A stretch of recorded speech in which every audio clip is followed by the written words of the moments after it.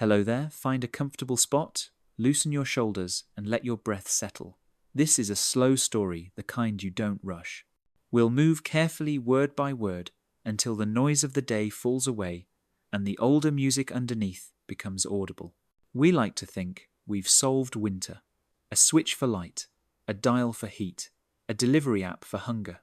The modern world wraps us in invisible systems so complete that we forget they're there until they shudder. Power flickers, supply chains, stretch-thin weather arrives harder than predicted, and suddenly, convenience feels like glass clear, dazzling and fragile. Close your eyes for a moment, not to escape, but to adjust the focus. Imagine a room where night is not the absence of light, but a physical thing, dense and cold as riverstone. You wake because the cold wakes you. The first sensation is the sting in your nostrils. Your breath shows in the air above your mouth. The roof creaks like an old ship. Frost has embroidered the inside of the shutters, thin ferns of ice, reaching toward one another, delicate as lace. Your blanket smells of smoke and wet wool. Straw whispers when you shift your weight. Up, Elric. A voice in the dark, half amusement, half warning. It belongs to your brother. Somewhere in the room, a spoon softly knocks a wooden bowl. Boots scuff the floor. The small noises of a house coming awake. The fire has died. There's no thermostat here. No button to push. A dead fire means hours of work to coax life from flint and breath and luck. And that assumes the tinder is dry and the wind in a kind mood. Which is why today you have to be fast. Because the keeper of embers does not wait, not for late risers and not for excuses. You fumble into clothes by feel. Rough linen, then wool. The cold bites your fingers, while the ties refuse the knots your thumbs demand. Outside the village wears that hour before dawn, when everything is shape without colour. Rooflines against a sky the shade of slate. Breath from a cow stalls in the lane like ghost mist. The air smells of damp earth and wood smoke, and the distant sour tang of the midden heap. Somewhere a rooster is wrong about the time. You see him small as a thorn against the hill, moving at a steady pace that says this path belongs to him, no torch. After 40 winters, his feet know where the stones tilt. Master Wulfic, Keeper of Embers. A title that sounds like a story someone tells children to explain. A practical thing, which is how you know it's important. You jog boots crunching on the frosted ground, lungs lancing with cold. The part of you that still belongs to the warm bed complains. The part of you that's already half in another life says, "Hush, now watch." At the crest of the hill sits the keeper's workshop, a low stone hut with a thick door and a window small enough to be defensive. Inside the air is warmer, but not because of a roaring fire. The warmth is a quieter thing. It comes from clay. On shelves along the walls, dozens of small vessels glow faintly. Nothing you could call a flame, but the suggestion of life banked and patient. Wulfic works by rhythm, not hurry.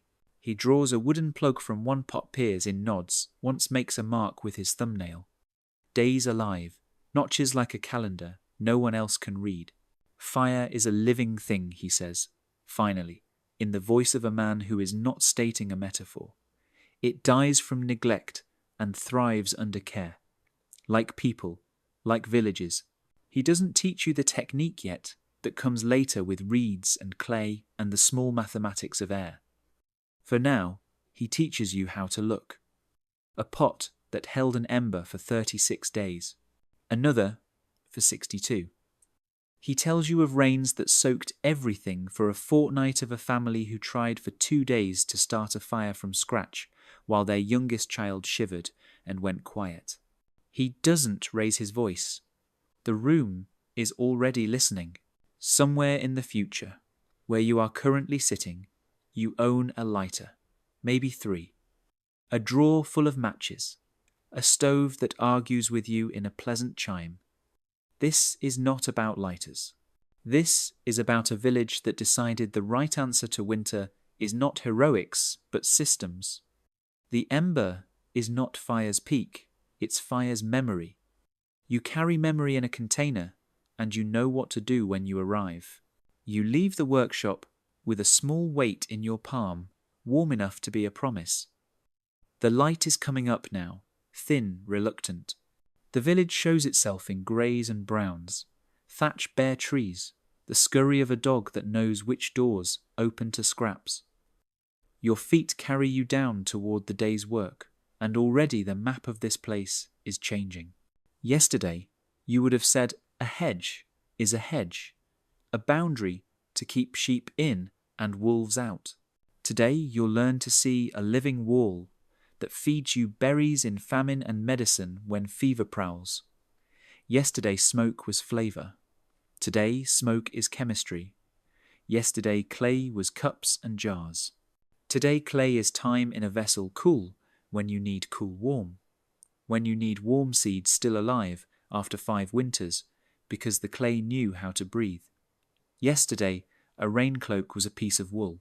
Today, resin and wax and the friction of your hands will teach it to shed water without trapping your sweat. Yesterday, the forest was a maze of trunks. Today, you'll meet a man who reads the weather with his ears and finds a river by its pitch. None of this is magic. None of it is primitive. It is the result of thousands of days, like this one of hands, repeating motions, until the motions became memory, and the memory became culture. People who had no words for systems thinking built systems anyway, because winter insisted. And then there is the most human technology of all, the one you can't hold the way knowledge survives. Not in a single book that can burn, not in a single head that can be lost, but in a village that sings what it needs to know. Children's games that are actually indexes, dances that are manuals, stone and song and the place you stand, arranged so your body remembers even when your mind is tired. A network long before the word meant servers. But that is ahead of us. Stories like Winter's are best taken in order. For now you return to the small house you left before dawn. The door sticks as it always does in the damp. Inside, your brother has scraped together reluctant kindling and arranged it like a question. You answer him with the ember. There's a hush you have to learn to love the breath before the catch then flame.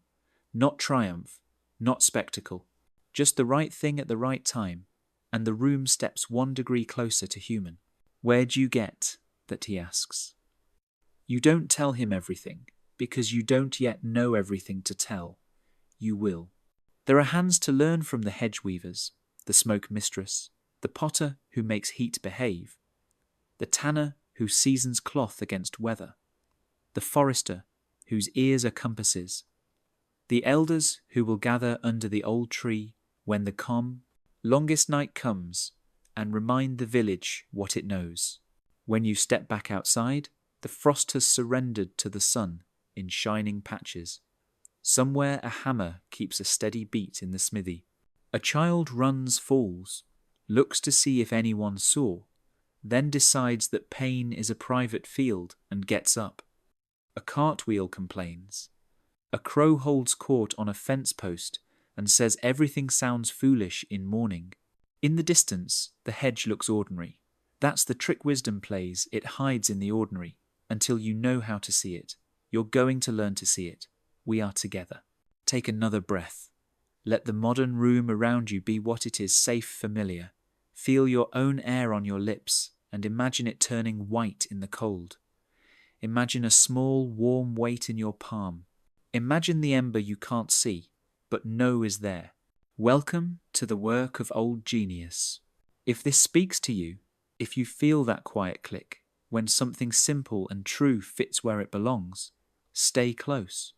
Settle in for the rest of the journey, and if you want these old embers kept alive in your feed tap, subscribe, leave a note about where you're listening from, and share this fire with someone who might need its warmth. The Firekeeper's Secret. The first thing Master Wulfik teaches you is not how to do anything, but how to stand still. Hands loose at your sides, breath slow, eyes open to the small. Most people look for flame, he says, setting a clay pot on the table between you. We look for life. The room smells of ash and yarrow iron and old wood. Outside the day is thin and colourless, a sheet of pewter sky pressed down on the fields. Inside, time collects in the corners like dust. The pot is plain, no glaze, no flourish, except for a shallow groove around its belly, where a thumbnail has scored a ring. Wulfik eases out the peg of a lid, the air above the opening waves, not with heat, but with suggestion. A hush that feels like a secret, choosing whether to speak. He tilts the pot just enough for you to see it, a coal, the size of a fingernail, not blazing, not black. A deep animal red at the heart and a dim orange at the edge. It pulses with the slow patience of something that does not know the word hurry. Fire, he says, is greedy and foolish when young wise, and frugal when old. We keep it old. He moves like a man who has taught more people than he can remember, more winters than he cares to count. From a shelf he takes a bundle wrapped in oiled cloth and unfolds it to show a reed hollowed by a careful hand. Elder, he tells you, is best pith that scoops out clean. Walls that drink just enough air and not a breath more. In a wooden tray lie other tools, a sliver of bone, polished smooth, a pin of iron, a small knife with a handle darkened by years of thumbs.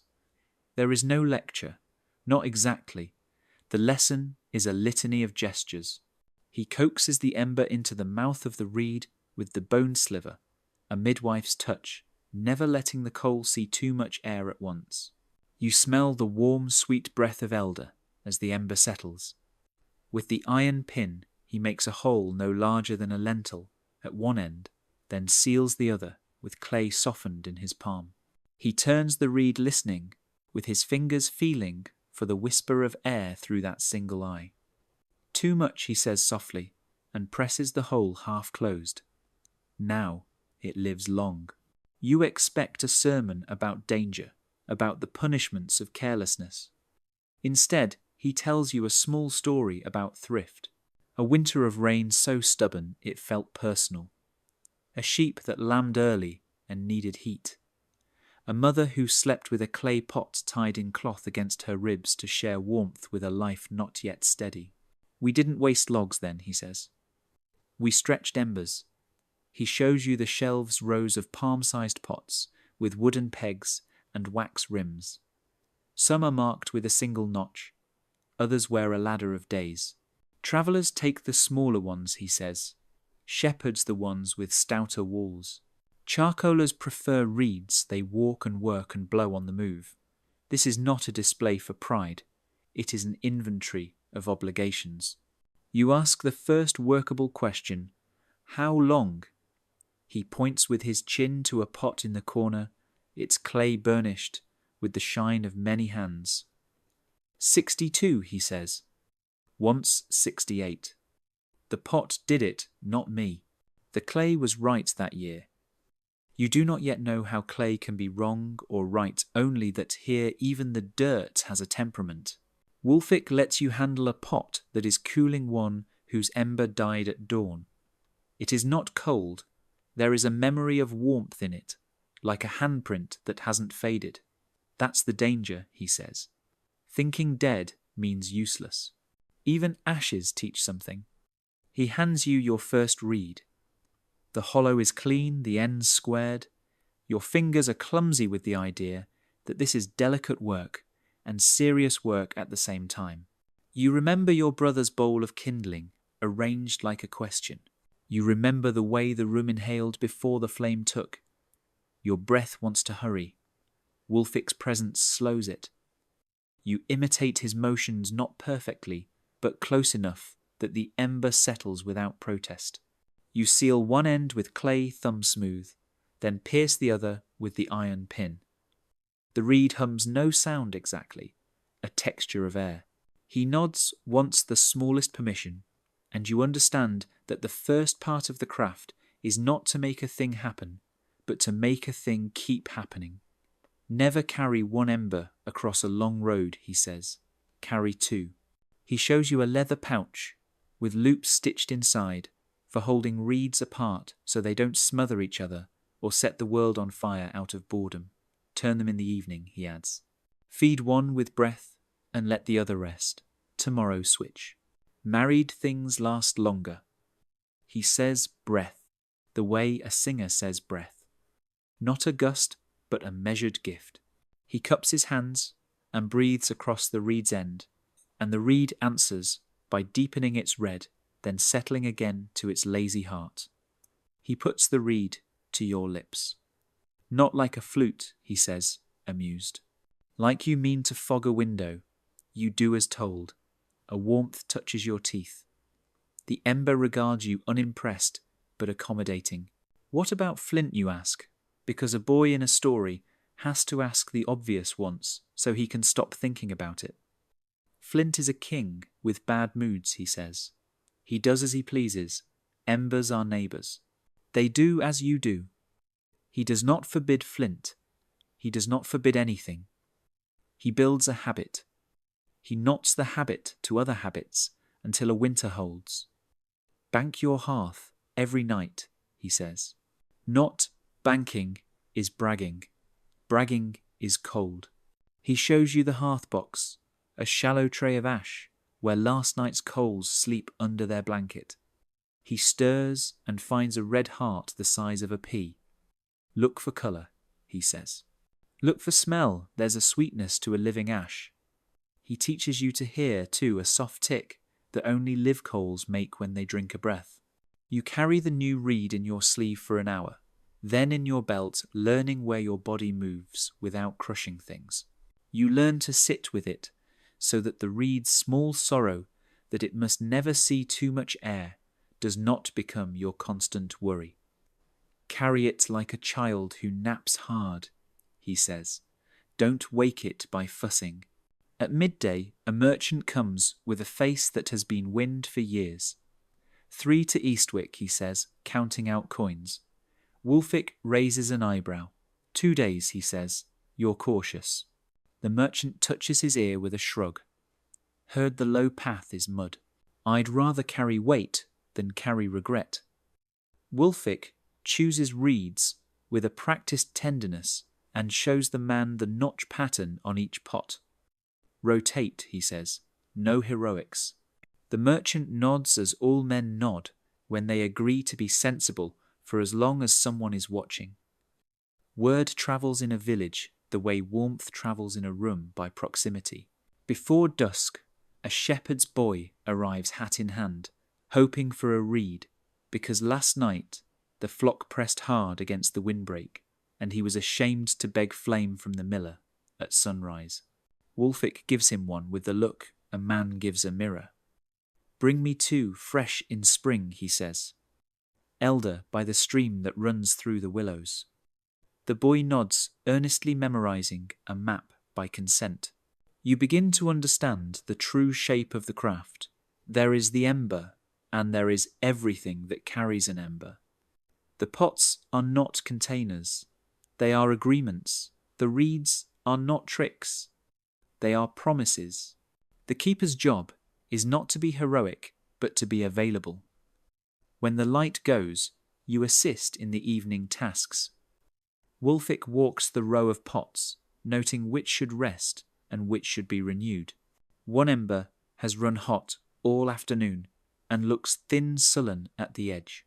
He breaks it like bread and feeds a sliver to a reed that grew hungry in a traveller's pouch. Tends like he says, not as a maxim, but as a convenience. Fire feeds fire without quarrel.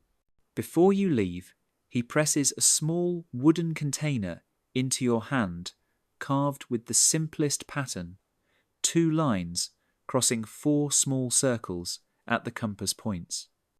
For your house, he says. For the mornings you wake to frost in your mouth. The container has the weight of a full egg and the warmth of an animal asleep. You want to say something that admits the size of the gift without sounding like a child, but the right words are older than you and not ready yet. You nod, and he nods, back the private handshake of men who understand that gratitude is best expressed tomorrow by doing as taught. The walk home is shorter because there is something alive in your palm, and your body keeps measuring the distance to need. Your door sticks. You push with your hip. You cross the threshold carrying an ember across a season. Your brother looks up, eyebrows high. You kneel at the hearth where the ash sleeps and make a small hollow with a spoon. The reed exhales into the nest. You add a whisper of straw, breath. The room inhales with you. A flame arrives as if it had planned to all along. There is no cheer. There is no moral. There is only the work being less work than it was. In the window's dark glass, your face looks older by a day and younger by a winter. Tomorrow, Wulfik says you'll learn that walls can be grown. For now, bank the fire as if it were a relative and sleep with your reed where you can reach it in the dark. The Firekeeper's secret. The first thing Master Wulfik teaches you is not how to do anything but how to stand still. Hands loose at your sides, breath slow, eyes open to the small. Most people look for flame, he says, setting a clay pot on the table between you. We look for life. The room smells of ash and yarrow iron and old wood. Outside the day is thin and colourless, a sheet of pewter sky pressed down on the fields. Inside time collects in the corners like dust. The pot is plain, no glaze, no flourish, except for a shallow groove around its belly, where a thumbnail has scored a ring. Wulfik eases out the peg of a lid. The air above the opening waves, not with heat but with suggestion, a hush that feels like a secret choosing whether to speak. He tilts the pot just enough for you to see it, a coal the size of a fingernail, not blazinged, not black, a deep animal red at the heart and a dim orange at the edge. It pulses with the slow patience of something that does not know the word hurry. Fire, he says, is greedy and foolish when young wise and frugal when old. We keep it old. He moves like a man who has taught more people than he can remember, more winters than he cares to count. From a shelf he takes a bundle wrapped in oiled cloth and unfolds it to show a reed hollowed by a careful hand. Elder, he tells you, is best pith that scoops out clean. Walls that drink just enough air and not a breath more. In a wooden tray lie other tools, a sliver of bone polished, smooth a pin of iron, a small knife, with a handle darkened by years of thumbs. There is no lecture, not exactly. The lesson is a litany of gestures. He coaxes the ember into the mouth of the reed with the bone sliver, a midwife's touch, never letting the coal see too much air at once. You smell the warm, sweet breath of elder as the ember settles. With the iron pin he makes a hole no larger than a lentil at one end, then seals the other with clay softened in his palm. He turns the reed listening, with his fingers feeling for the whisper of air through that single eye. Too much, he says softly, and presses the hole half closed.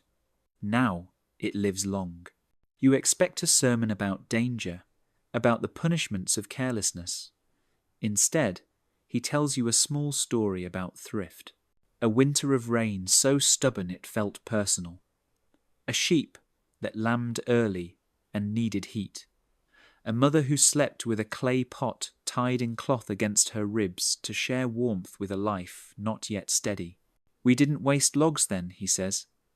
We stretched embers. He shows you the shelves, rows of palm-sized pots with wooden pegs and wax rims. Some are marked with a single notch, others wear a ladder of days. Travellers take the smaller ones, he says. Shepherds the ones with stouter walls. Charcoalers prefer reeds. They walk and work and blow on the move. This is not a display for pride. It is an inventory of obligations. You ask the first workable question.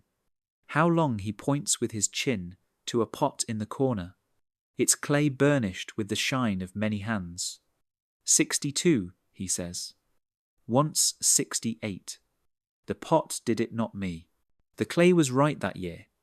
You do not yet know how clay can be wrong or right, only that here even the dirt has a temperament. Wulfik lets you handle a pot that is cooling one whose ember died at dawn. It is not cold. There is a memory of warmth in it, like a handprint that hasn't faded.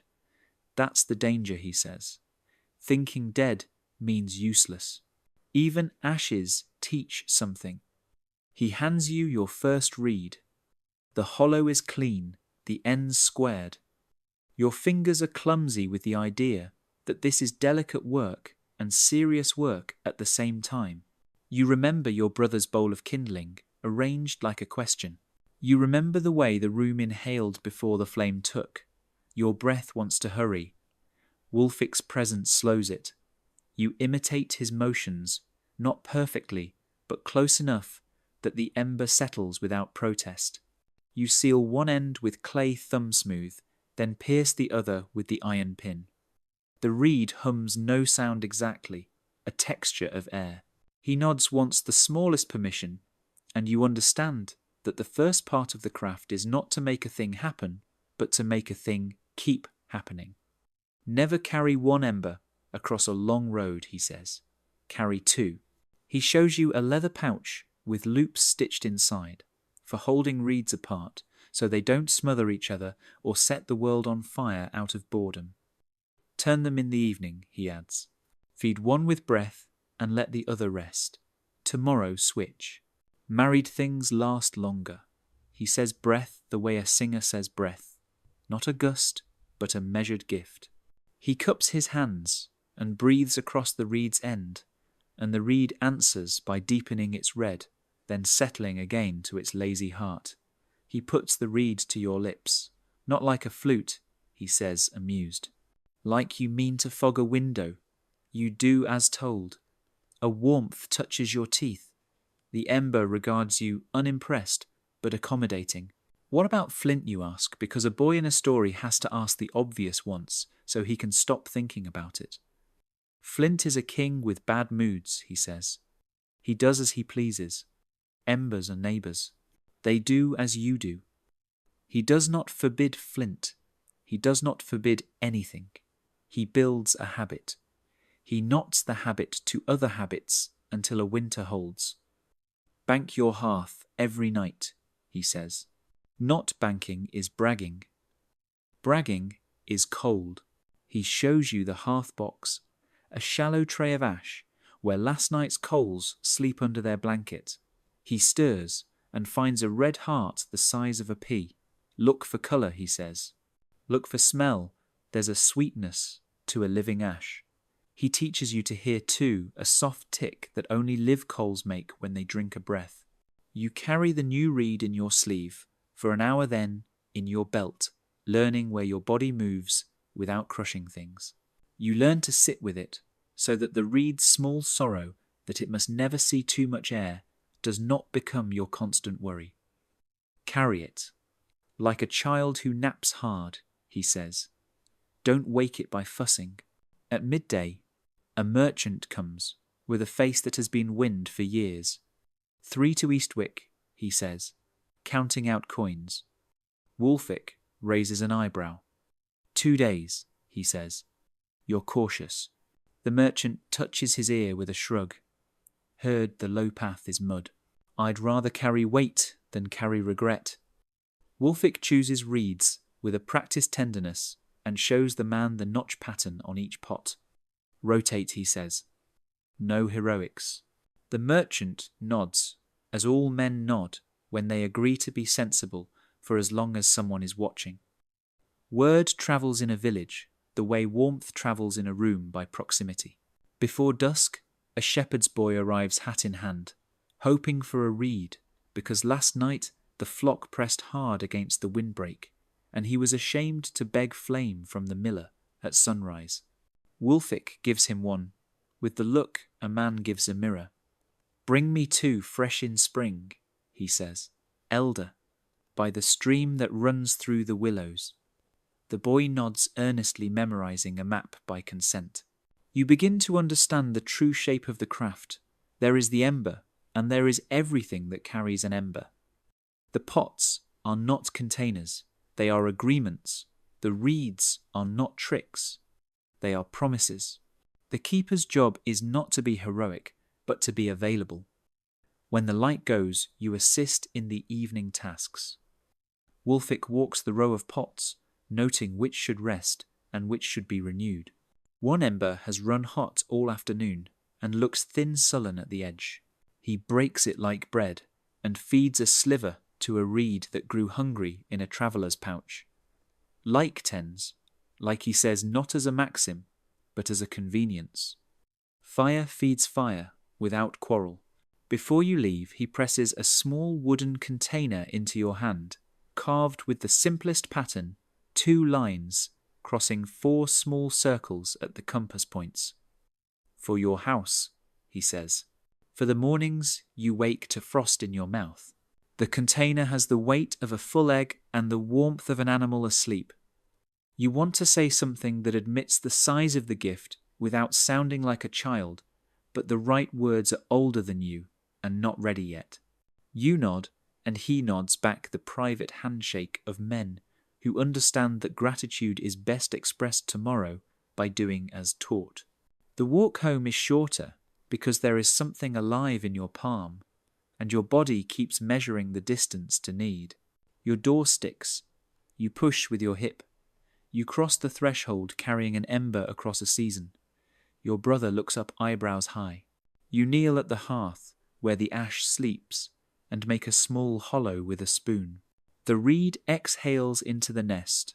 You add a whisper of straw, breath. The room inhales with you. A flame arrives as if it had planned to all along. There is no cheer, there is no moral. There is only the work being less work than it was. In the window's dark glass, your face looks older by a day and younger by a winter. Tomorrow, Wulfik says, you'll learn that walls can be grown. For now, bank the fire as if it were a relative and sleep with your reed where you can reach it in the dark. Smoke and memory. The smokehouse sits apart from the cottages the way a library sometimes stands, a little away from a loud street, close enough to serve far enough that its silence can think.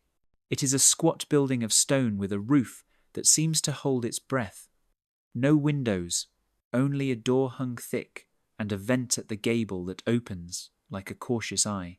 The earth around the threshold is dark and clean, as if soot obeys rules here. Goodwife Awood greets you with a nod and the unhurried economy of a person who talks most with her hands. Mistress Agnes, narrower and quick as a sparrow, carries a ledger stained with smoke like a printer's apron.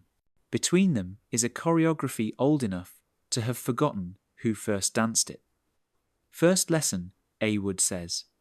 Smoke is not fire's ghost. Smoke is work. She walks you to the hearth, low broad set off to one side.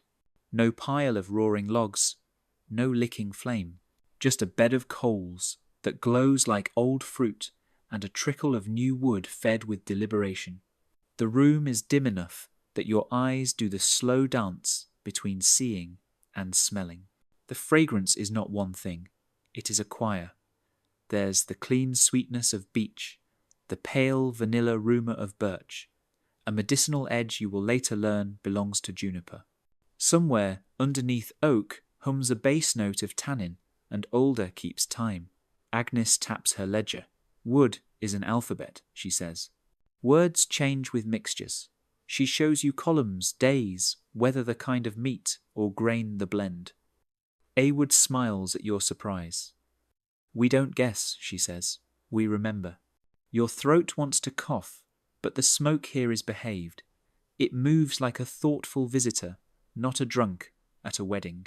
A flue along the back wall draws it in a long S, slowing the passage.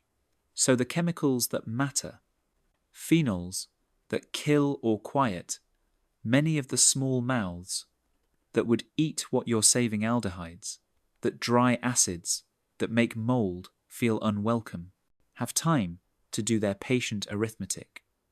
Awood shows you the baffle boards that bend the smoke's road. Fast smoke is perfume, she says. Slow smoke is medicine. They hang meat higher than you expect, where the air is warm and patient. Fish lower, where the smoke's fingers are thicker. Sausages are tied in wreaths, so drips court each other, and fat does not choose one path and exhaust it. At the far wall, a set of frames hold cut slabs of barley and rye not to cook them. Agnes adds before you can ask, but to dry the skin of each grain and paint it with a whisper of smoke that moths misread as warning. Rats don't like these walls, Awood says. They're clever, but their noses are clerks. We keep our ledgers honest. You learn to prep the wood bark off for most jobs on for a harder smoke when rain has been a gossip and everything wants to rot. You split small to keep the bed even. You soak bundles of juniper and elder for a steam-sweet drift when you want a gentle antiseptic to flirt with the surface of a ham. Agnes is particular about willow, for baskets not for smoke, unless you like your tongue to argue. She marks a page with a nail. Once in the famine, she says, we smoked with peat alone. It saved the fish, but it punished the kitchen. A note there, a joke 15 winters old, preserved in a scratch of charcoal. Memory doesn't only live in heads. The second lesson is humidity. Awood keeps a bowl of salt near the door and a string that has lived its life in this room. She holds it to your lips. Wet day, she asks. The string feels cold and stubborn. We burn a little hotter to drive out sulk, she says. On days when the wind clatters dry through the lane, they ease the flue, let the smoke hold itself like a shawl. They are not superstitious. They are attentive. You help raise a side of pork onto iron hooks. The meat blushes in the low light as if it knows it is being spoken to. Awood pats it once, the way a person comforts a child boarding a long wagon. We will meet again, she says. 2 weeks for a temper like yours. Agnes writes, 2 weeks mild blend weather, turning moon, 3 days waning, river high. You want to ask why the moon, but you already know the answer. If a pattern exists, the ledger will find it, and if it does not, the ledger will stop pretending. Knowledge lives where notice does. They do more than meet. Strung near the floor are ropes, and your brow asks the question your mouth doesn't have time to. Mildew, Agnes says. We lay smoke to it before it lays a hand on us. Linen strips hang near the door to teach their next lives as bandages how to talk to damp. Bundles of herbs, thyme, rosemary, sage, visit the room for an hour or a day when autumn's breath is too long and threatens to sour their keeping. We tone them, Awood says, like you tone a muscle. A boy brings in a net whose knots remember a river's teeth. Awood tests it with her palm finds too much river between the fibres and gives instructions to stretch it near the warmest part of the room. Fish are honest, she says, but water lies when it leaves. Your hands learn the work of making smoke without making trouble. You feed the fire at its edges, not its heart, so the coal keeps its temper. You learn to listen for a hiss that means a piece was too green, for a sigh that means a board warped and made a mischief in the flue. Agnes has you read the ceiling where soot writes in a dialect of shade, thicker near the bend than it should be, time to rake. Too pale above the hearth, a stingier wood would be kinder. In the afternoon, an experiment. Awood sets 2 small racks of cured fish, identical twins as far as you can tell, then changes only the wood, one with alder and a kiss of apple, the other with oak and a jealousy of juniper. Tell me in 3 days which one learned what she says. You breathe, memorize, file. This is their worship-controlled difference, patient inference, a willingness to be wrong, without being stubborn. They tell you a famine story because every craft has one. A spring flood swallowed the salt road, and with it, the trade that kept meat honest. The village could not boil what it had saved. Fuel was dear, and flame's hurry is a bad teacher when food is thin. So they smoked cold and long turned every rack until the meat forgot it had ever been the kind that spoiled. Children learned the smell of patience. Agnes's ledger from that year is patched, smudged, with days that blur into each other. We kept careful, she says, not heroic. Near dusk, Awood brings out a small packet wrapped in cloth. Inside is a piece of cheese, the colour of late straw smoke gold at its rind. Taste, she says. The flavour is not strong, it is deep. It speaks of wood in a way that does not brag. We don't make the smoke loud, she says. Loud is the song of people showing off. We make it true. There is a shelf near the door where the village pays its dues. Not coin, though. Coin is welcome when the year permits, but tasks. A strip of clean linen left by the midwife. A bundle of alder the tanner cut square. A page of dates copied by the schoolboy with the good hand. The smokehouse is not a business, it is a rhythm. You hear again Wulfic's tone when he said, "Embers are neighbours." Before you go, Agnes shows you a page reserved for failure. We write our mistakes in the same hand, she says. A batch of sausages that turned because a visitor kept opening the door to admire them. A sack of barley that tasted of willow because someone was greedy with trimmings. We keep our shame warm, so we don't have to reheat it later. She closes the book gently. Memory is a preservative. So is humility. Outside evening pretends it has been here all along. The smokehouse releases a thin blue ribbon toward the hedge, and the hedge accepts it the way neighbours pass news. You carry home a small paper of juniper berries, and a note from Agnes on a scrap beech, 3 older 2 oak one, for the weather coming. Your brother sniffs your sleeve and says you smell like the old winter storehouse. You tell him that isn't an insult where you've been. In your mind, the smokehouse keeps working after you leave. Meat grows wiser. Grain forgets its eagerness to sprout. Rope becomes a little more resistant to the lies of damp.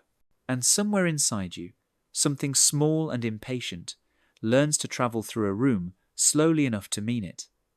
Tomorrow, Mistress Hildegard will put clay into your hands and show you how earth can be taught to hold time. Tonight, the ember in the hearth speaks in its own low alphabet, and for the first time you understand that warmth has grammar. Clay and time. Mistress Hildegard's yard is the quietest place in the village because everything here thinks in centuries. Piles of clay sit under wet cloth, like patient animals. Racks hold bowls that look asleep.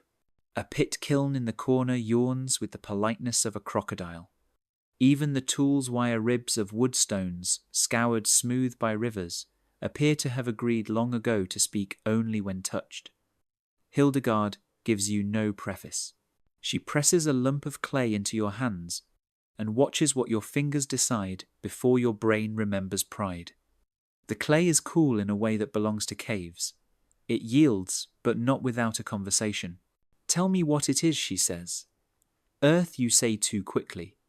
Earth with an education she corrects not unkind. She breaks the lump and shows you the specks, pale grains of sand, darker grit, a shine of old pot ground back into dust. Temper, she says. Clay alone is a dreamer. Sand and grog make it remember its body. She has you knead the lump folding and pressing until your palms learn the rhythm that brings air out and makes molecules shake hands. No bubbles, she adds. Air is a trickster. It loves to explode at the worst possible moment. She flattens a strip with a wooden rib and hands you a pin to carve a ladder of lines along the edge. For shrinkage, she says. Mark 10 and see what remains after drying. The numbers argue with weather, the numbers always win. You make 2 more strips, one with finer sand, one with coarser grit. We test before we boast, she says, boasting cracks. The yard has a table of test tiles from years gone a library, but the kind you can drop. On each tile, a scratched code tells the recipe, clay sauce, temper water, how long it dried, what kind of firing. I forget, she says, so I write. You think of Agnes and her ledger. In this village, competence and humility wear the same coat. Your first assignment is not a pot you can admire, but a vessel you can trust. Hildegard draws a circle in ash on the ground, then another inside it. Outer jar, she says, tapping the bigger. Inner jar, tapping the smaller. A space between them for water. We teach the air to carry heat away. She has you form the outer, with hand coils pressing and smoothing, turning the base on a wooden board until the shape stops wobbling and grows a spine. The inner jar sits in your palm like a newborn argument. Its walls must be thin enough to breathe and thick enough not to panic. Earthenware stays honest, she says. Too hot a fire and it stops drinking. She points to a pot that rings when she flicks it. Stoneware. Good for soup. Bad for what we need now. You lean into the lesson. Porosity is not a flaw, but a function. Water moves through microscopic tunnels in the clay and evaporates from the outer skin, stealing heat as it leaves. The inner chamber cools like a shaded mouth. She shows you the old trick, a ring of cloth to hold sand between the jars, a slow pour of water to fill the gap, a stone placed on the inner lid to keep the seal honest. Set it in the breeze, she says. Shade not sun, except in the morning when you ask the day to begin. On dry days the jars exhale, and the milk inside does not turn into sorrow by noon. In summer, a coolness survives in a world that argues heat. You make a second pair smaller meant for seeds. Hildegard lifts a sack that sounds like whispers and lets a handful of barley slip through her fingers. Life pretending to be asleep, she says. The seed jar is simpler, a belly generous, a neck narrow to keep rodents puzzled and air small. She wets the rim with a smear of fat before setting the lid. Dust won't argue with grease, and when she ties the seal with linen, you see that the jar is not a container so much as a covenant.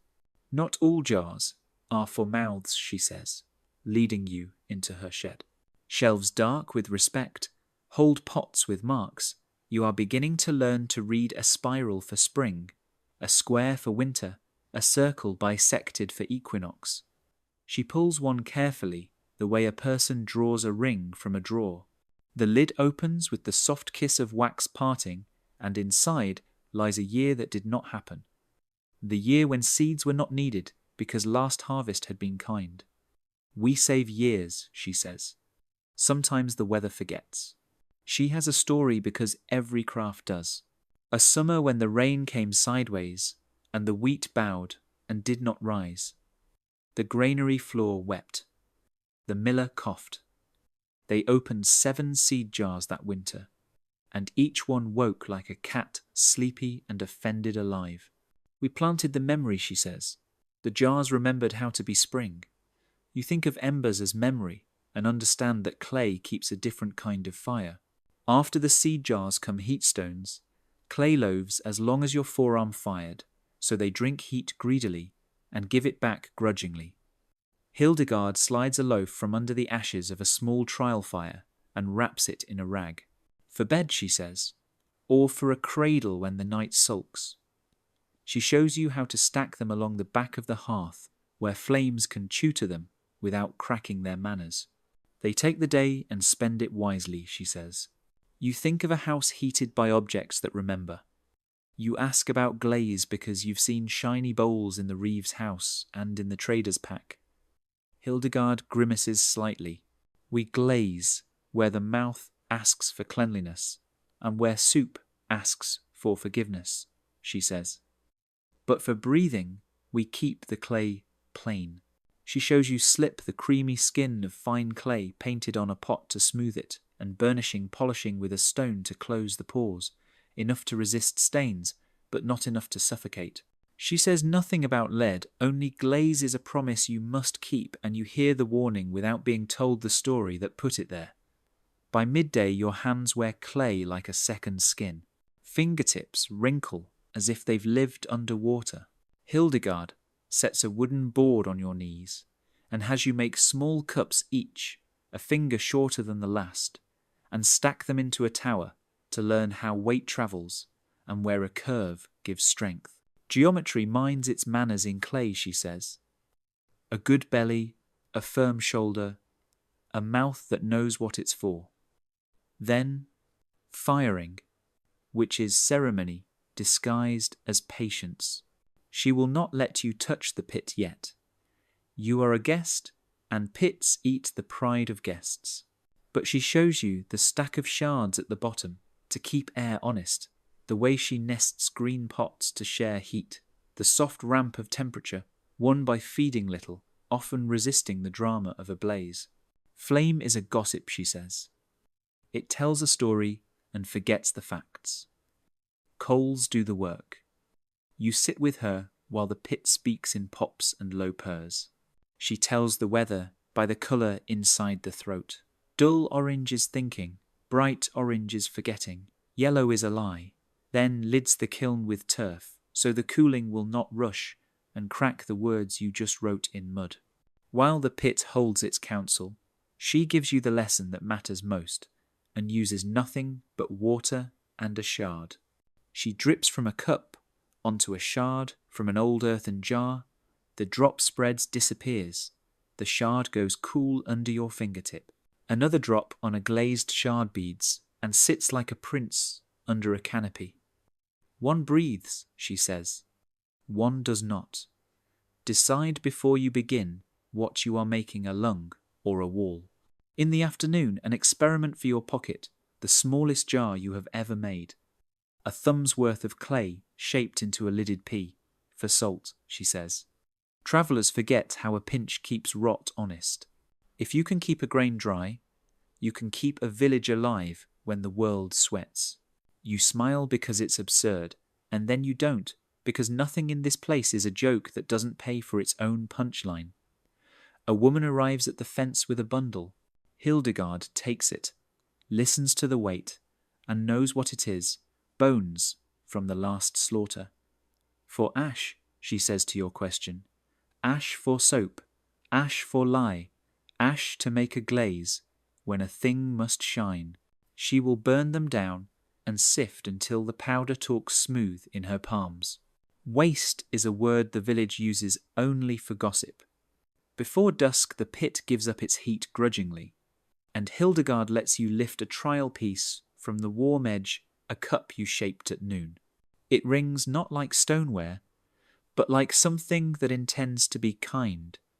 You hold it until the warmth becomes yours. She nods at the seed jars. You finished earlier, now dry enough to move to the cooling shed where wind is shy. Right on the lid, she says, handing you a nail. Barley, Northfield, last good year. You scratch, slowly aware that you are carving a footnote into the village's argument with chance. When you shoulder your way home, the evening has the taste of iron and sky.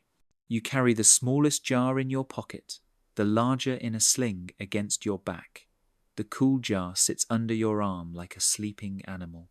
You can feel its thirst climbing into the water between walls, making a small winter under your cloak. At the door, your brother looks up from the hearth and raises an eyebrow. That means, tell me, or I'll guess badly.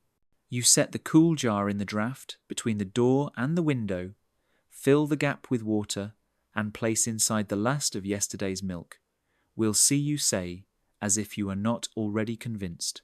You touch the seed jar once as you slide it beneath the bed, not for hiding but for proximity. For spring, you tell the room. The words sound like a blessing you're too young to give and old enough to understand. Later, when the house has folded itself into dark, you wake and reach for the jar by reflex and find it cool as a thoughtful hand. You drink and taste the absence of panic. Somewhere outside in the yard that thinks in centuries the pit breathes out its last and goes to sleep. Tomorrow, Goodwife Mart will hand you resin and wax and make your shoulders understand why protection is always a little sticky at first. Tonight, Clay teaches you the simplest spell, how to save a day for a day that hasn't arrived. The friction of protection. Goodwife Mart keeps her work under a lean-to roof where rain has learned its manners. The table is scarred with old arguments. Jars squat like sensible relatives, resin the colour of late honey cakes of beeswax, as pale as butter in winter tallow wrapped in cloth that remembers hands. A strip of raw wool hangs from a peg. Next to it, a cloak the colour of stones after rain. The cloak gleams faintly, not like a boast, but like a promise kept. Water, she says, is a guest who overstays if you're too polite. She picks up the strip of wool and dunks one end in a basin. It turns dark heavy with second thoughts. She lifts the other end and squeezes. Clear drops fall. We could smear fat and be done, she says, but then the cloth can't breathe, and the man inside turns into his own weather. We're making a gate, not a wall. She opens the first jar. Resin warmed earlier near the fire yields to a stick with a pleasant reluctance. Another pot holds melted beeswax. A third, the tallow sits in the shadow, mild and patient. Recipes are Weather Mart says, so we start with the one that offends nobody. She scrapes half a ladle of resin into a small iron pot and adds a thumb of wax, then a breath of tallow. Resin for the bond wax, for the skin tallow for kindness. Over a quiet brazier she stirs. The mixture loosens into something between syrup and thought. There are numbers, and she gives them, if you ask 2 parts resin, 1 part wax a finger's width of tallow, but the lesson is texture. Dip a reed, she says. You do, and when you lift it, the mixture sheets thinly and pulls a thread before breaking. Too thin, and it runs like gossip, she says. She feeds in a little more wax. You test again. Now the thread breaks sooner, the sheet falls thicker. Too rich, and it will crack when cold. She slides a sliver of tallow into the pot, and the surface smooths like a calming child. She brings out an old cloak, the one on the peg, and lays it on the table. Your fingers expect grease. They meet dry assurance. We ask cloth to do 2 jobs at once, she says. Let sweat go out, keep rain from coming in. That's a quarrel, unless you teach them the same tongue.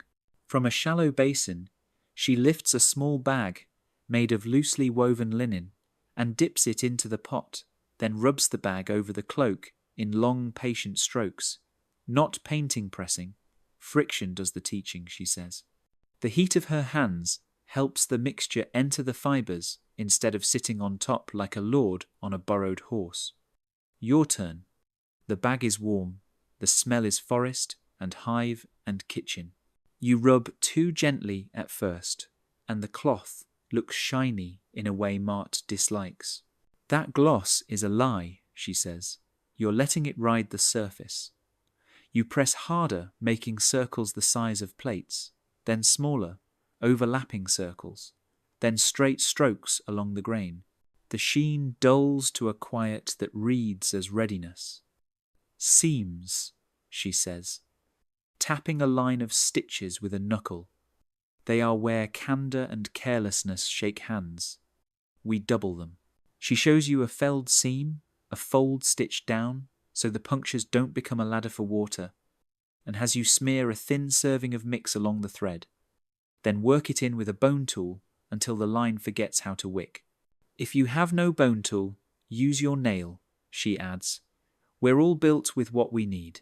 She sets aside the cloak and brings a boot whose leather has the faraway look of something that remembers winter too well. The toe is scuffed raw. Your father's, she asks, though it is not a question. You nod. She presses the leather with her thumb. Hungry, she announces. Hungry leather drinks too quickly and forgets to swallow. She warms the boot by the brazier, not close, not hurried, until it gives back the smallest grateful breath. Then she uses a rag to work in straight tallow, at the worst places the way you'd lay bread before a man who's skipped meals. Only then does she move to the mixture, rubbing in small circles that build heat but not impatience. At the heel seam, she lingers. Heels and shoulders are where water keeps pretending to be clever. You ask about linings, she smiles. Wool has its own weather, she says. She shows you how to turn the upper inside out and apply a whisper of mix to the leather side, only leaving the wool to mind the barn of sweat within. Don't make a pond, she says. We're paving a lane. Outside the sky suggests it might become rain later if anyone asks nicely. Mart takes advantage of time. She lays out other fabrics, linsey woolsey with its mixed loyalties, tightly woven linen for hoods, old sailcloth that grew up on the river and doesn't spook easily. Each wants a different sermon, she says. The linen drinks less and needs more coaxing. Sailcloth, already full of stories, takes the mixture with gratitude and a little vanity. You learn to test with a drop of water from your fingertip. It purls and sits for a long count of 3 before gently choosing the outside of the cloth. Good, she says, pearls that linger. She shows you the trick with heat. Lay the finished garment near, never on a banked hearth. Then rub again as the mixture loosens and decides to commit. As with people, she murmurs and doesn't explain the joke. She hangs the cloak on the peg again, and it looks like it did before you touched it, which is the point. Shiny coats flash like pride. Good protection is quiet. After the big things come, the small which are what save mornings. She pulls a set of thread spools from a box and feeds them one by one through a small pot of warmed mix, then winds them back with a cloth between fingers so the thread picks up only what it can carry.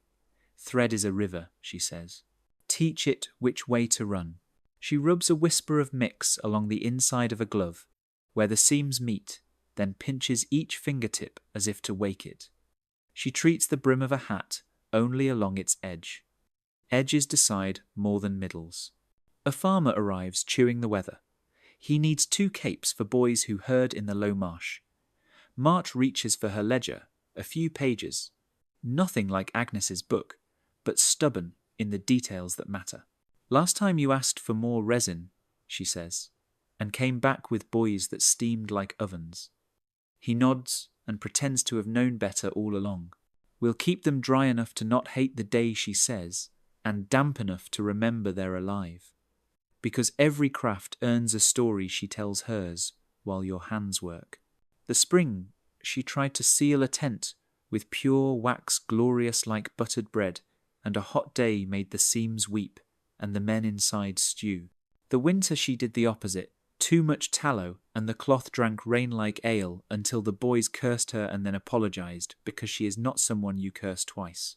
We wrote the ratios, she says, and you think of Hildegard's tiles, Agnes's columns. This village organizes its humility. By mid-afternoon the rain that was considering becomes a fact. Mart likes facts. She flips the hood of the treated cloak over your head and sends you outside, carrying 2 buckets. Walk to the pump and back, she says.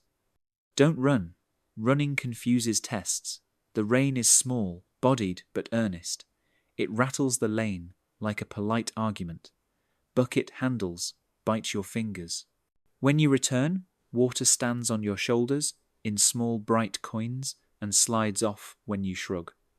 Inside, you pull the cloak away from your throat and feel your shirt dry. You grin. Mart keeps her brow stern, but her mouth betrays a corner. Again tomorrow, she says, after the mix has married. She taps the seam along your shoulder. This will tell the truth in the second rain.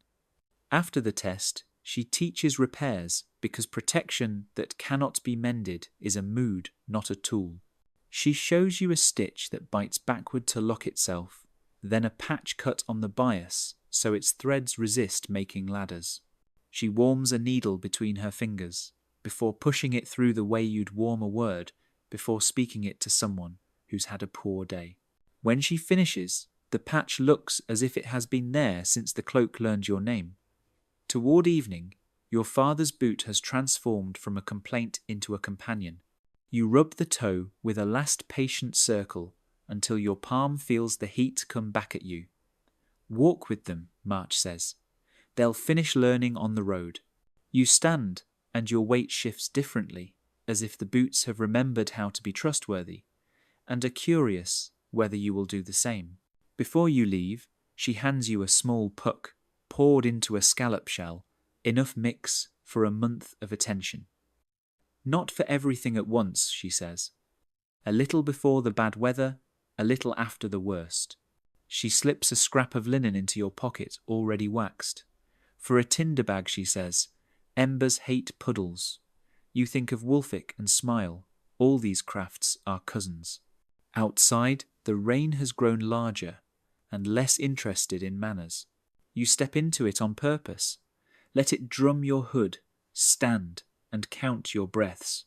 The world smells of pine and wet stone, and something green, making decisions under the hedge. Waterbeads hesitates, chooses the outside. Under the cloak, your skin keeps its own climate warm enough to be kind, cool enough not to scold. Your father's boot finds mud and doesn't mind. At home, your brother raises an eyebrow at your dry shoulders and says, "Show me the trick." You set the scallop shell on the mantel where heat can make it friendly, and you tell him, not a trick, a habit, not a wall, a gate, not a shine, a conversation. He rolls his eyes in the way brothers roll eyes when the answer is true and not fun. You hang the cloak near the door, not quite touching the fire, and press your palm once to the seam at the shoulder. It feels like a promise that intends to keep itself. In the dark, as the house edits the day into sleep, you think of friction as a kind of love. Not the story kind, but the village kind. Hands working warmth into what keeps you. Tomorrow, Aldwin will take you into the woods and ask you to find a river with your ears. Tonight, the rain on the roof learns how to take no for an answer. Listening to the forest. Aldwin meets you where the lane forgets to be a lane and becomes intention. He is a narrow man with a beard that has learned to keep its own counsel and a shirt patched in places that suggest a fondness for thorns. His walking stick is not a stick but a tuned instrument, ash-shod with an iron ferrule polished by a decade of tapping. He nods toward the trees, as if greeting a congregation that occasionally forgives him. "We won't go far," he says, which you learn later means you will go as far as attention can travel, but you'll come back with a map you can't fold. The forest is not one thing. At the edge, it is a mumbler, low shrubs gossiping with last year's leaves. 10 paces in it becomes a listener, 20 paces a court. Aldwin stops before the first shade, can make you think of cold, and takes a rag from his pocket. He ties it over your eyes. "Trust is faster when it's blind," he says, and puts your hand on his sleeve. The ground under your boots changes accent as soon as sight lets it. The lane's gravelly consonants give way to the soft vowels of duff crumbled leaves, the fur of moss, the crisp whisper of fern. Aldwin pauses where a small runnel cuts the path in two and lets you hear the tiniest argument water has with gravity. "Not stream," he says, "just a thought of one." He has you step across slowly so your feet learn that damp earth remembers boots. Longer than boots remember earth. He removes the rag but keeps your eyes busy with instruction. "You have 2 ears," he says, which is generous. "Use them like a carpenter uses a square." He cups his hands behind his own ears. His head grows comically animal, and suddenly the forest comes nearer. You imitate the gesture, and the world sharpens. Each droplet on a far leaf turns from noise to event. "We are bad at listening because we try to do it with our face," he says. "Turn the bowl of your skull." He shows you the wind first. Today it threads from the west, like a careful tailor. In the beeches it speaks in long pages. In the pines it chooses a higher register, and vibrates the needles into a whisper that is almost metal. Broadleaf hums, he says. Conifer sings. He has you close your eyes again and point to the edge where song turns back to hum. You find it not with logic, but with shoulder blades. He grunts approval. Now you know where north is, without asking anyone's permission, he says. Because in this wood, the pines keep the colder side and hoard the thin soil. Birds are indexes. Oldwin gives you 3 wren robin jay. The wren is a bell with 100 notes, so loud for its size that you think of an aunt who refuses to be small. The robin's phrases are phrases, assertions about a particular hedge, a particular worm. The jay is a scandalmonger, bright and indelicate. When the jays argue someone is moving who shouldn't, he says, when the wrens stop, so should you. He claps once soft. The wren pours out rebuttal. He claps again sharp. A momentary hush falls like a dropped cloth, then resumes not quite where it was. That gap is a boundary, he says. You don't cross boundaries without asking the floor for its opinion. He makes you walk and count your breaths between sounds. 5 for wind, 3 for water. You cannot yet see. 7 for the faraway hammer of the smithy, riding the air like a stubborn thought. Distance isn't length. It's loudness filtered by air, he says. Cold air carries kindness. Warm air throws it away. He has you kneel and lay your ear against a beech. It smells like tea and rain, and a bit like the bread oven on a day someone scrubbed it with a green branch. What do you hear? Ants, you say, surprised. A crackle soft as sand, thinking about being sand. He nods. And when the wind presses the tree, you'll hear the old ship move. It does a slow groan, so intimate you feel rude.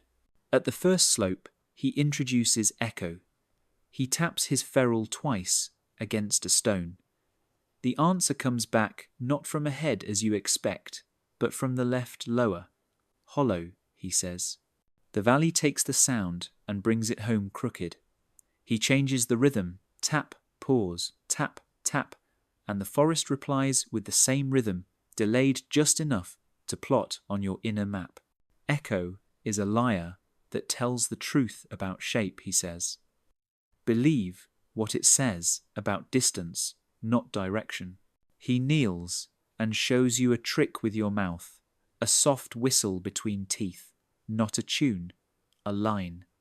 You send it forward, and the answer tells you if there's brush trunk open glade. Thick makes the note small. Open makes it lazy.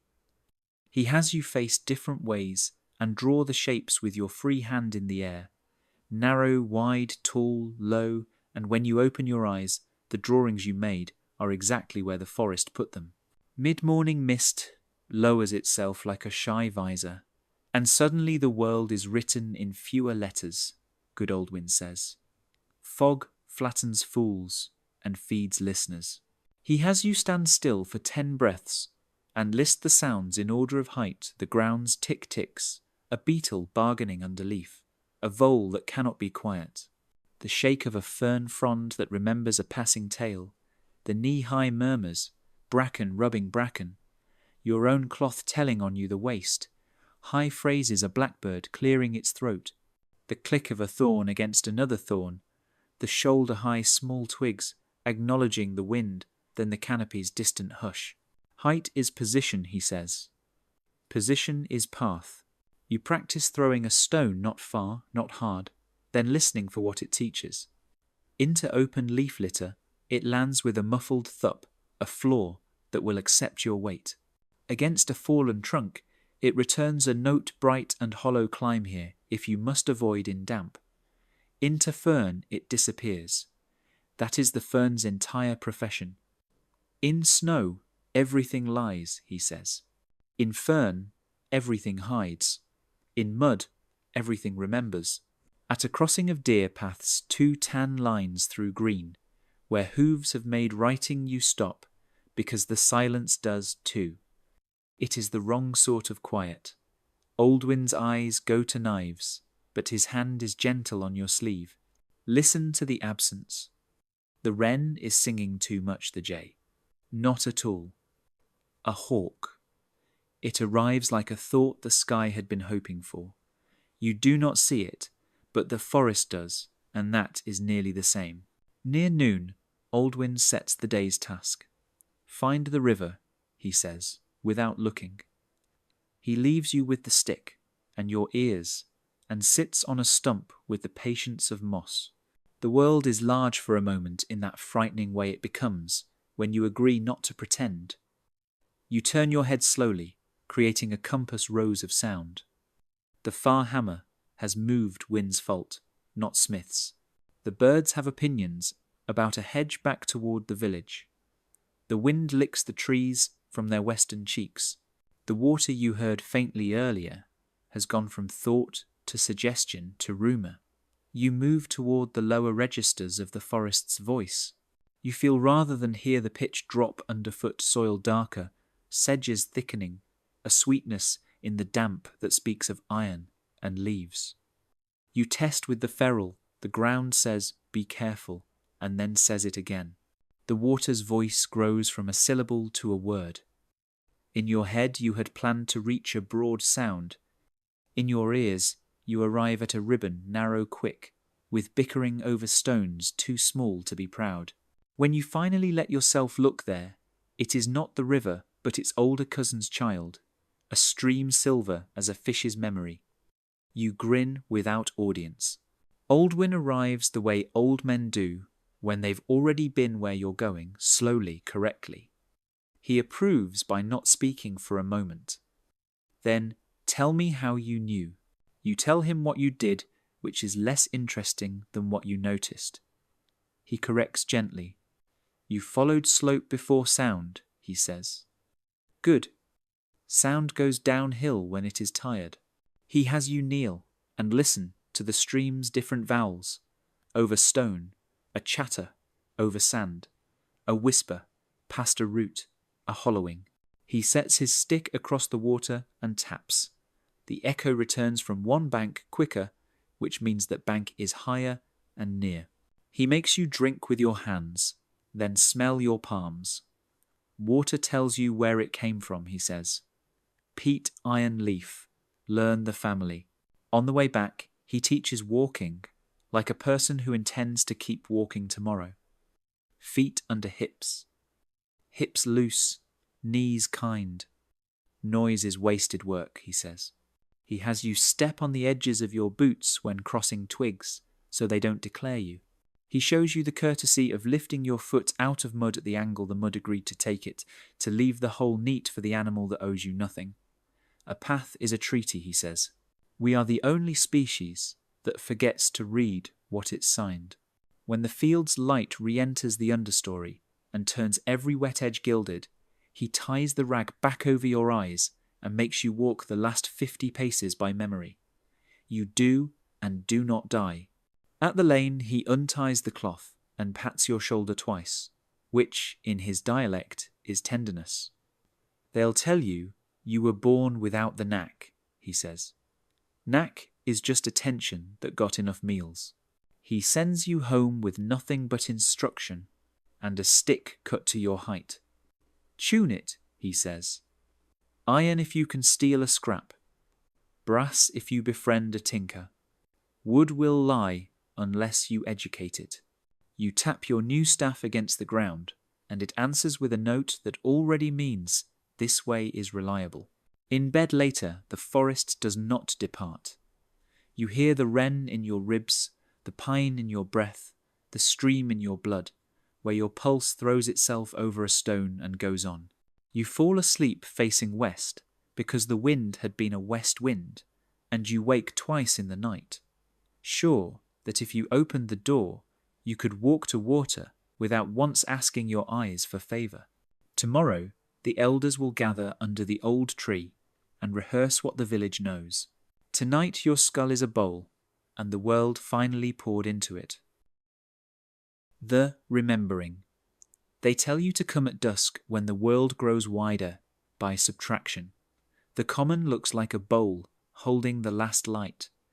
Around its rim, The village arrives by craft, not by family. Wulfric with his reed case, Mistress Edith with a length of hawthorn cut clean and green, Awood and Agnes with a ledger wrapped in cloth, Hildegard dusted in a respectable poverty of clay, Goodwife Mart in a cloak that refuses to be wet, even when the grass insists, Aldwyn with a stick tuned to the pitch of attention. At the centre stands the old tree, oak or beech, depending on who is telling the story. You are not old enough to contradict. Its lower limbs are great shelves. Its trunk is letters carved in a language you are learning to speak with your hands. From a branch hangs a bell that is not rung but touched, and even that only once. The first sound is not the bell. It is silence arranged. Mothers quiet children. Chickens are persuaded to let the evening be. Someone draws the circle into the earth with a hazel wand, the line that says here, we keep ourselves honest. Inside the line, no boasting. Outside it, no gossip about what was tried and failed. An elder you have seen and never met steps forward. Her hair is white, the way ash is white, what fire leaves when it has said its piece. She holds nothing. Around her wrists hang narrow bands of dyed wool, the colours of seasons in this place, not the ones on poetry calendars. We gather to remember, she says. Not ceremony, reminder. We begin with hunger, because hunger begins with us when we forget. A song starts. It is not beautiful at first. That is how you know it is good. Beauty can be corrected. Truth must be built. The melody walks doesn't leap. The words are instructions wearing rhyme, so feet won't trip. You stand there and are sung at when frost has taken the lashes of wheat and the granary smells like a river's feet. Lay alder with oak 3-1 and cut the smoke so the meat keeps on. The crowd joins at the last line. Some voices are cracked. Some carry tune like a memory of summer. On the second verse, a boy and a girl step into the circle carrying small bundles. They walk the motions. The song describes lay wood, adjust a board, and their hands correct the words when the words take shortcuts. The song shifts keys for a rule change. The boy hesitates, and the crowd hums him back to the right step. Error correction by affection. A second chorus takes up seeds. Hildegard lifts a jar, and you recognise the mark you scratched yesterday. A line you thought was private turns out to be part of a larger paragraph. North wind bitter, south wind slack. Seal with fat and store in black. Mark the lid with year and field. A hungry spring loves honest yield. Children echo the verbs like a game seal store mark. They touch lids with 2 fingers, as if blessing or being blessed. The oldest among them mouth the lines before the younger learn them, and that is how whole winters are carried on shoulders, not yet wide. The third lesson arrives not as song, but as play. A circle forms then 2 circles, inner and outer. In the centre, 3 children hold lengths of reed and clay plugs. Around them, others in the outer ring carry bundles of straw. A call and response begins. Wind from west rain. All week, and with each answer, the inner circle chooses which pot is carried, and which rests, which reed is turned, which ember is fed. If a mistake is made, a small drum taps twice, and the circles swap roles. You watch, and suddenly Wulfric's room of quiet pots becomes a game. So ridiculous, no child will forget it, and so precise, no adult is allowed to be sloppy. Aldwyn leads the part that has no lyrics. He stands with 3 boys and a girl at the edge of the common, all blindfolded. Someone rattles a string of shells to the north. Someone else rolls a hoop across the south. A third person pours a dipper full of water over stones near the hedge. Aldwyn whispers to each child and then steps back. One by one they point, and their fingers find directions, not by magic, but by rehearsal. The crowd claps once, not loud, and an old man leans over to you and says, We fail them in daylight if we don't test them in dark. You understand that in a storm you don't want a child who knows what to do because a book once told them. You want a child who did it last winter with a scarf over their face. Mistress Edith's turn is a procession the way rivers have turns around stones. She and the hedge weavers carry a living ladder hazel pleaches, woven and staked light enough to lift but bristling with points that teach respect. They set it down, and the elder with wool bands marks it with chalk spiral notch, cross the sigils you saw in the hedge. As each mark is made, someone steps forward to speak the rule it means.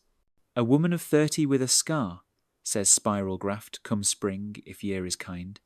A boy barely taller than his courage, says cross nest stays. We walk around. A grandmother with hands that have milked longer than you've been alive, says V-notch water seeps here. Plant willow not wheat. The ladder absorbs all this as if it had been waiting to learn. Awood and Agnes take the floor without leaving their benches. Agnes opens the ledger and reads 3 mistakes in a voice that makes mistakes sound like teachers. On the 8th of rain month, sausages turned because the door was loved too often. The crowd laughs the laugh of people who recognise themselves. On the 2nd of fog month barley, slept too near willow, the bread argued. Awood lifts a hand. We don't hide shame, she says. We keep it warm, so it doesn't come back cold. 2 teenagers perform the door mistake as pantomime. The audience groans as the boy opens and closes the invisible door with admiration so overeager that even he feels foolish. The lesson lands cushioned by play. Then the part you didn't know you were waiting for objects. The elder brings a basket and lays out things that would be junk anywhere else. A cracked cup, a bit of iron with a hole, a length of red thread. Each is a knot in the village's long string. The cracked cup is from the winter. Hildegard's pit overfired, and everyone drank from imperfect vessels, and learned that thirst has bigger enemies than pride. The iron is from a plough that broke 3 furrows from done. Aldwin tapped it and carried the note into the blacksmith's ear, and the fix was made before the rain arrived. The red thread is from a cloak hem that unwound on a boy who didn't listen when Mart spoke about bias cuts. The thread is now waxed and serves as a ruler for teaching stitches that resist ladders. Mnemonics you can touch. Archives you can trip over. By the time the bell is finally touched once the night has taken, what day didn't need, the elder with the wool bands lifts her arms. What do we forget, she asks. Nothing we sing, the crowd answers. What do we lose? Nothing we share. What do we keep each other? The words are simple enough to embarrass a clever person. You are becoming less clever. As the circle loosens into evening, the crafts exchange small promises. Wulfik gives Marta a waxed linen pouch because embers hate puddles. Mart gives Hildegard a scrap with ratios in her steady hand. Hildegard passes a pot to Awood, a glaze she hates to use, but will for a jar that must not breathe. Awood hands Aldwin a rope smoked against mildew. Aldwin touches it and names the sound it will make when wet, so he'll know to bring it in. The wall around the village is not just hedge, it is this. On your way home you try the chorus under your breath, and it stays. Your feet mark the beat of the line about alder and oak. Your fingers trace the spiral for spring on your thigh. You catch yourself wanting to tell your brother the part where mistakes are warmed, not hidden, as if that were news, and not an old way you finally heard. When the house is quiet and the ember has been banked, you lie awake and think of the circle and see why the tree needed carving. Not to honour the past, but to reduce the future's friction. You picture a winter where no elder is left who remembers the last hard year. The songs will remember, the objects will remember, the circle will remember. Tomorrow, you will meet the woman who keeps the map of these maps, the one they call with no drama, the memory keeper. Tonight, you fall asleep with a tune that has more use than pitch and a feeling that what you learned will outlast your name, which is the right proportion between pride and time. The memory keeper. They send you in the morning after the remembering when the songs are still in the air like steam that has not decided to be invisible. The house you're told to find isn't quite a house. It's a long room attached to the back of the Reeves store roof. Low doors, wide shutters that open upward like eyelids. The hedge leans close on 3 sides, as if listening. A plank above the lintel carries a mark you've learned to read without letters, a knot with 4 small tails. The sign for things that bind. Inside the room, smells of linen, beeswax and breath. Not the sweet breath of sleep, but the thinking kind, the air of many mouths rehearsing. Shelves line the walls, but there are fewer books than you expected. Most of the shelves carry objects you would have walked past yesterday. A spindle with a nick at one end, a spoon carved too shallow, a child's shoe with 2 rows of stitching, a broken pot mended with 3 clamps of soft metal, a bundle of reeds tied with black thread instead of the usual flax. Each sits on a square of cloth, with a knot in one corner. Each has a small tag of slate, with 4 scratches, arranged like wind directions. People come here to return their mistakes, a voice says, amused and tender at once. The woman who speaks wears her grey hair in a braid wound, like rope around a harbour post. Her hands are inked in the place where fingers meet palm, the stain of a lifetime of notes, or their near misses, or the thing that made sense only after the 4th try. She wipes her fingers on a cloth that is cleaner than it looks and nods at you. You've been borrowing the village, she says. Time to learn the catalogue. You give your name, she gives none. Names are for doors and dinners, she says. In here we use roles that anyone may inherit. She gestures at a stool. You may call me what we call this job, memory keeper. She does not ask what you learned last night. She assumes it. She places the shallow spoon in your hands. It is beautiful, which is half the problem. A young carver made 2 dozen, she says. Hungry mouths hated them. Soup returned to the bowl in a hurry. She flips the slate. On the back is a code, 2 long scratches, 1 short, then a dot. 2 winters ago, after the fog harvest, she translates. Map to the story, who, what, when, where to find the rule, it changed. She points with her chin to a line of marks carved into the beam above, a little symbol that means see also. This era taught 2 things, she says. Deepen spoons for thin foods. Teach cooks to thicken broth when wood is scarce. The spoon remembers both. She walks you along a low bench that runs the length of one wall. On it sits the village written in objects. Here is a reed with 3 pinholes, an experiment Wolfick abandoned after a sheepfold nearly learned to smoke. Here is a patch cut on the straight that ladders like a bad idea. Next to it, a patch cut on the bias that has outlived a cloak. Here is beech bark bundled and labelled with a child's messy hand. The child learned to gather with their name attached to the weather.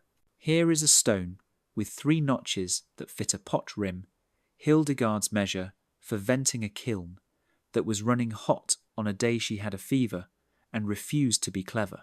Books burn the keeper, says, and anyway, most of us read like rivers, read around rocks under bridges, past rabbits without pausing. Bodies learn quicker, so we make the index feelable. She puts your fingers to the reed with the holes. You feel the way too much air asks the ember to waste itself. She puts your thumb into the shallow spoon. You feel regret slick as gravy.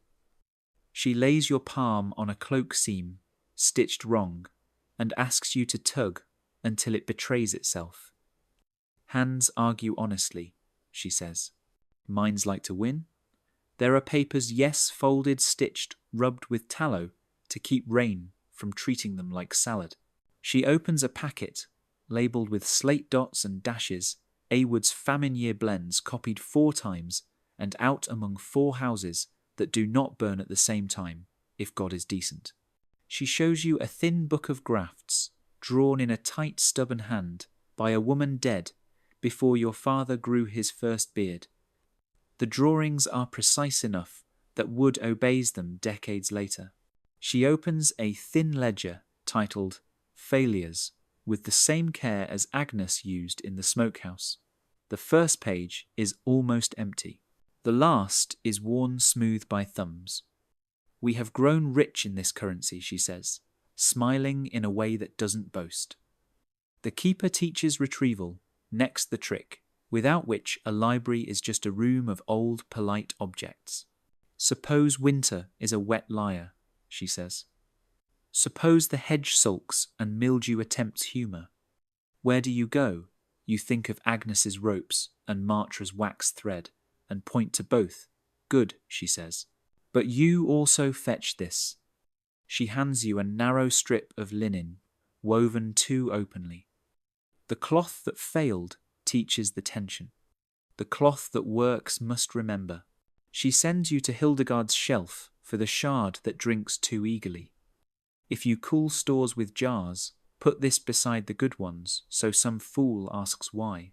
Retrieval is not only finding, it's staging questions where they will be tripped over. People come and go while she teaches. A boy arrives with a willow basket, whose base has started to skew into a rhombus. The keeper lays it against a frame with square corners and shows him the first diagonal that wandered. She doesn't scold. She draws the correction on his forearm with a piece of soot, as if skin were paper, and the body the best notebook of all. A woman brings 3 crabapple whips with tags cut from last night's ladder. The keeper swaps one tag for a different sigil. You marked graft here, she says. Not this year. This one needs to be a root until a dry summer says otherwise. Near noon, she shows you the oldest thing in the room. Not a pot, not iron, a rope of knotted cord as long as a lane, each knot a distance between tasks, each colour a season, each bead a mistake. Before slate, she says simply, she lifts one section and hums a tune that fits the spacing, then stops and lets you feel the way your fingers learn the measure faster than your eyes could have read it. We keep the old interface, she says, and the word sounds odd in her mouth, but right in the room. If the ink goes, the knots will not. You ask the question you've been carrying since the common, what if you die? She blinks as if you had asked, what if water is wet? Then someone else wears the braid, she says, touching her hair. We do succession the way we do Ember's overlap. She points to a girl in the corner, copying slate marks onto paper and paper into song. Apprentice. The girl looks up grim with concentration and jam on her chin. She will do better than me, the keeper says cheerfully, because I have failed for her and written it down. The last lesson is export. Knowledge that stays here deserves to be lonely, she says. Take something home and make a place for it where your brother will trip over it. She hands you a shallow spoon and a deep one tied together. Hang these by the hearth. When you reach for the wrong one, your knuckles will correct you. She gives you a waxed thread in a coil. Wrap your flint in this so it remembers humility. She presses a tiny slate into your palm, an alphabet of the village, for see also therefore, for because we tried it for needs a song. Times for keep warm failure, and lambda for stack with companion tool. Mark your own tools, she says. Make the house a mouth that teaches. When you step back into noon, the hedge is busy with small birds who learned their tunnels from Mistress Edith's patient hands. The village looks unremarkable in the honest light, which is an achievement. You walk home slower than you came because you are carrying more than the weight in your pockets. On your doorframe, you scratch a small minus with your knife and feel foolish and then do it anyway. See, also, everything. You hang the 2 spoons where your hand will choose wrong for a week, and then won't. You set the coil of thread by the tinder. You place the tiny slate on the mantle where the ember can read it. Only then do you notice what the keeper did when you weren't looking. In your other pocket rides a scrap of paper, a verse in her tight hand, 4 lines you already know but didn't know you knew. You read them aloud, and the house listens. Write what failed and warm it near, so winter finds no purchase here. Sing what works and pass the bread. Let memory eat before it's fed. You don't know yet that you will hum this while banking the fire in bad weather, or that your brother will pick up the tune when he thinks he's only listening to the rain. You only know that the village has a way of making knowledge domestic, and that even your clumsy hands have been enrolled. Tomorrow there will be fields and fences and the ordinary noise of hunger-making plans. Today you have learned how the village keeps from forgetting the shape of itself. Morning again. The frost has retreated to the shade and smoke drifts from every chimney, like the village breathing in unison. The ember you kept last night glows in its pot modest and sure the colour of persistence.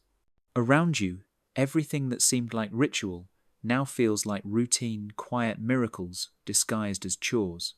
You step outside and listen.